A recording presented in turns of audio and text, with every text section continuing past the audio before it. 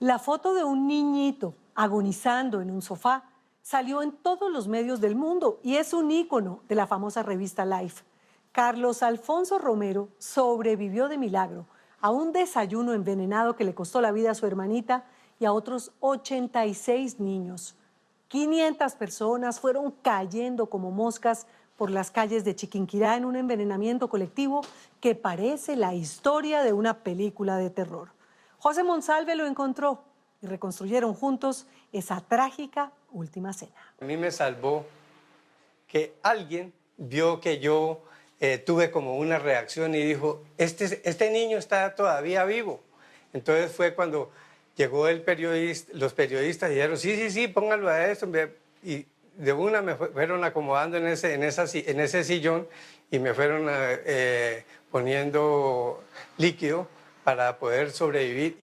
En este país de tragedias y sucesos increíbles, se nos refundió en la historia un acontecimiento que todo colombiano debería conocer: el envenenamiento colectivo que fulminó como moscas a casi 100 niños en las calles de Chiquinquirá. Acá en Chiquinquirá se acabaron los ataúdes, mucha gentecita le tocó en los cajones con un papelito rosado en las tablitas, un papel rosado porque no hubo ataúdes para la cantidad de niños que murieron. Semejante tragedia ocurrió el 25 de noviembre de 1967. Después de desayunar, los niños salieron de las casas para ir a las escuelas, pero de inmediato empezaron a sentir convulsiones violentas. Recuerdo que desayuné, yo alcancé a salir a la calle a mirar, a saber de algunos familiares. Sentí mareo, dolor de estómago, pero no imaginamos que yo estaba envenenada. Ella es Olga Lucía Balbuena. Ese día tenía 10 años. Como ella, decenas de niños y niñas andaban como zombies con los ojos desorbitados. Los pequeños daban unos pasos y de pronto caían al suelo doblados por un dolor agónico, como si algo les hubiera explotado dentro del pecho. Regresé a la casa y ya sentí como mareo y caí.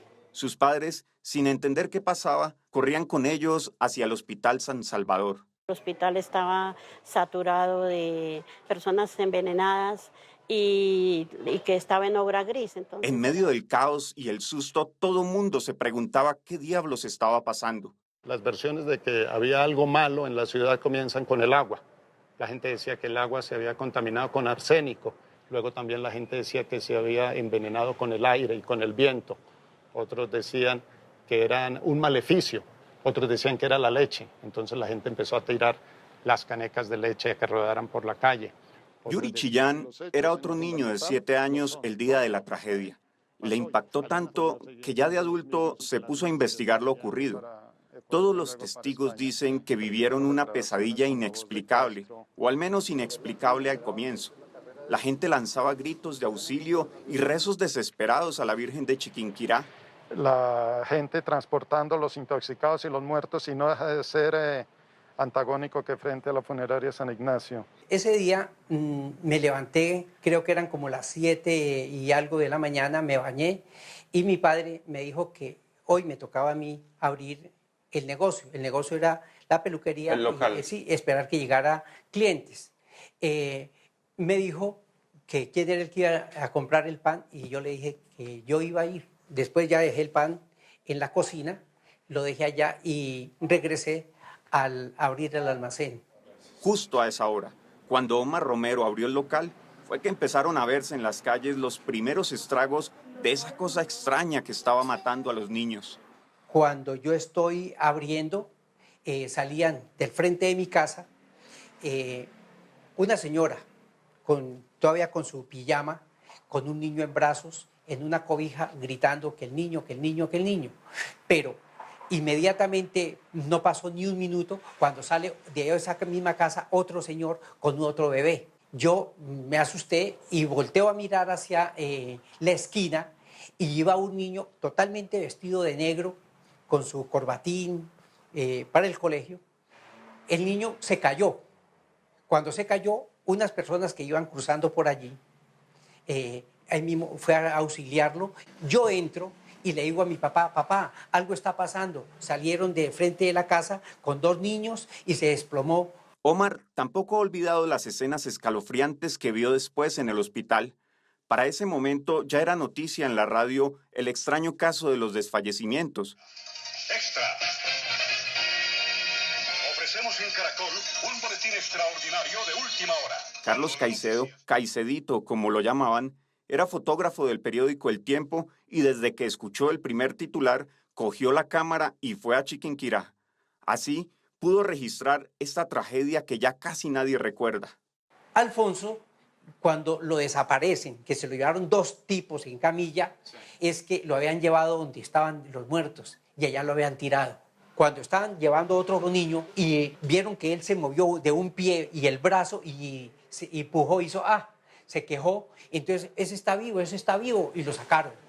Y cuando estaba Carlos Caicedo, el periodista, un señor bajito, gordito, con su cámara, tomando fotos, y ahí mismo le tomaron la gráfica, que esa fue la gráfica que le dio la vuelta al mundo. Esta es la foto del niño del sofá, la imagen emblemática de la tragedia. Fue tomada por Carlos Caicedo y este es Alfonso Romero, el hermano de Omar.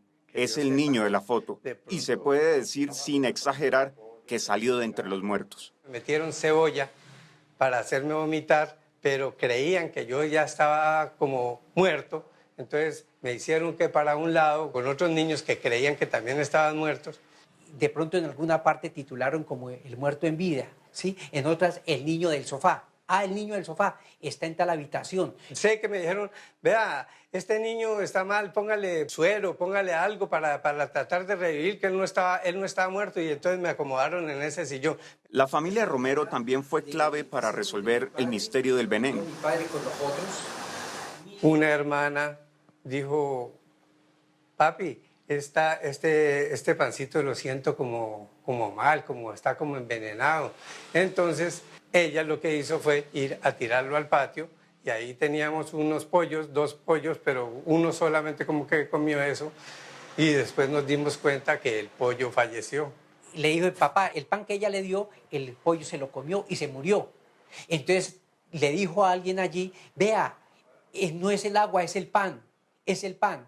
Y ya habían traído versiones de que el niño no había comido sino solo un pan. Empezaron a trabajar sobre eso. Eso lo hizo el inspector Zambrano con el ayudante, que fueron los que empezaron ya a investigar y fueron a la panadería, detuvieron al señor, se dieron cuenta que todos los envenenados casi éramos del mismo sector, pero también de otras partes que habían madrugado por el pan. La panadería a la que se refieren los hermanos Romero es esta. Se llamaba Panadería Nutibara. De ahí salió el pan envenenado.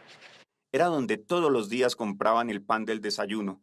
No solo ellos, al menos la mitad del pueblo también. Era una emergencia que nunca había tenido el pueblito. Y yo dije, Virgen Santísima, nos vamos a morir porque ya habíamos comido, ya habíamos desayunado. Doña Ana Brisneda y su familia se llevaron un buen susto. Mi marido, yo, que se estaban muriendo los niños porque los que habían desayunado. Pero les volvió el alma al cuerpo cuando advirtieron que esa mañana habían comprado el pan en otra tienda. La sospecha de que el pan de la Nutibara estaba envenenado se confirmó cuando los toxicólogos analizaron pedazos de pan que las víctimas vomitaban. Encontraron que la masa estaba impregnada de un plaguicida potentísimo. Pero hacia un sector, como en especie de un patio, tenía una cantidad de niños fallecidos. Yo me metí por allá a mirar si de pronto veía a alguien de mi familia, pero no. En ese hospital lleno de niños fallecidos también estaba el panadero, un joven de 25 años llamado Joaquín Merchán. Fue uno de los pocos adultos que murieron. Al parecer, su fallecimiento no se dio por comer del pan, sino por haber estado en contacto con el veneno cuando amasó la harina. Buscando a Alfonso, cuando veo en el piso estaba un muchacho de unos 24 o 26 años que era de la panadería, lo veo con sangre por los oídos, por la nariz, por la boca. ¿Era el panadero? Era el panadero que supuestamente había empezado como desde las 3 de la mañana a amasar el pan. Supuestamente se le metió por entre los poros el veneno y lo reventó. Eso que Omar dice que se le metió por la piel al panadero fue el folidol, un herbicida violento, usado para evitar que las plagas acaben con los cultivos de papa. Una tapita del frasco diluida en agua bastaba para fumigar extensiones completas. Cuando los bultos de harina estaban siendo transportados en un camión todero de Bogotá a Chiquinquirá, Este frasco de vidrio se rompió y el veneno terminó diluido en un bulto de harina. Claro, es el veneno que va en el pan, el que ocasiona la tragedia. Tiene una característica especial y es que cuando se calienta, potencia los efectos nocivos. El dueño de la panadería se llamaba Aurelio Fajardo. Acá se le ve angustiado, pero en la madrugada, cuando empezaban a preparar el amasijo, Joaquín Merchán le dijo que uno de los sacos de harina tenía un olor fuerte. Fajardo creyó que eran cuentos del panadero y le respondió: «Usted lo que tiene es guayabo, hágale a trabajar». 12 horas después, Merchán estaba muerto, así como casi un centenar de niños. La gente se vino en multitudinariamente para atacar a don Aurelio, sino que la policía, menos mal que estuvieron atentos y pues yo me imagino que sospechaban que eso iba a ocurrir. Entonces a él lo sacaron a escondidas y también por allá en Medellín, de allá también cuando se supo lo sacaron. La mayoría de las víctimas terminaron en el cementerio central de Chiquinquirá. Allí, con ayuda de Pedro Velasco, el actual sepulturero, aún se pueden encontrar bóvedas con los restos de algunos de los niños muertos por el folidol. Aquí en tierra se sepultaban y eso era Pradito. ¿Todo este sector? Sí, todo este sector de los niños envenenados. Se trata de la peor tragedia por envenenamiento que haya sufrido Colombia y una de las 4 más graves a nivel mundial. Aquí hay una del niño Julio Roberto Pinzón. 25 de noviembre de 1967. Concluidos los sepelios, la historia empezó a ser olvidada. Han pasado 53 años y en ningún momento Chiquinquirá ha tenido un monumento o una placa desgastada que conmemore la tragedia. Nada. Es que ni siquiera hay un consolidado sobre el número de víctimas. Los periódicos de la época dicen que más de 500 personas resultaron envenenadas, que murieron 86 niños y entre 2 y 4 adultos. Pero nadie duda que hubo más muertos que no se contaron. Para mí, pasaron de más de 100 personas los fallecidos. Uno veía muertos en los pasillitos donde le digo el anfiteatro y en el patio, en un patio grande, tenían una cantidad. Y como madrugaba gente de las veredas, de los corregimientos cercanos a Chiquinquirá, toda esa cosa allí, y habían llevado pan y en esos sectores, después a los 4 o 5 días, estaba o el envenenado que lo traían al hospital, o el muerto que fallecía. Muchas familias, como la de Omar y Alfonso, se fueron después de ocurrida la desgracia. Carlos Caicedo falleció hace 6 años, aunque eso sí, sus tremendas fotos perduran. Chillán ha tratado de impedir que la tragedia sea olvidada. Cuando ocurrió el envenenamiento, era un niño al que no le gustaba el pan. Por eso, de la mano de su papá, vio todo. El pandemonium es una palabra griega, donde dice que el significado es todos los diablos. Y fueron todos los demonios los que se juntaron en Chiquinquirá en ese momento. Y otra lectura es pan del demonio. Otra lectura es pan del demonio, también muy apropiada para la circunstancia. Y otro significado que tiene es el de un sitio ruidoso, donde hay gritos y donde hay caos y hay desorden. Y Chiquinquirá ese día fue un pandemonium. En el 2011, Chillán escribió un libro titulado justamente así, Pandemonium. Su propósito es el mismo de este programa, intentar que esta dolorosa tragedia al fin encuentre un lugar en la memoria del país.